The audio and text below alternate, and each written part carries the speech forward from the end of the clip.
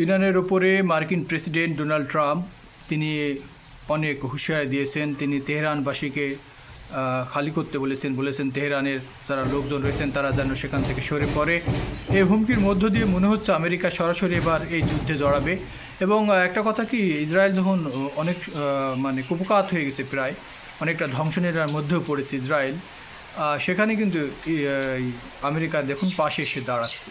কিন্তু মুসলিম রাষ্ট্রের কেউ কিন্তু এখনও যদিও মুখে নিন্দা জানিয়েছে, পাকিস্তান পাশে থাকার ঘোষণা দিয়েছে, তুরস্ক নিন্দা জানিয়েছে, কিন্তু এখনও ওইভাবে সামরিক প্রকাশ্যে সহযোগিতা করছে না। আমেরিকা যদি সত্যি অর্থে ইরানের উপরে হামলা করে তাহলে আমার মনে হয় যুদ্ধ আরও নতুন মাত্রায় যোগ হবে এবং এই অঞ্চলের জন্য আরও হুমকি হবে মধ্যপ্রাচ্যের জন্য। তো দেখা যাক এই ট্রাম্প আসলে তার ওই হুমকির মধ্য দিয়ে কী প্রমাণ করতে চায়।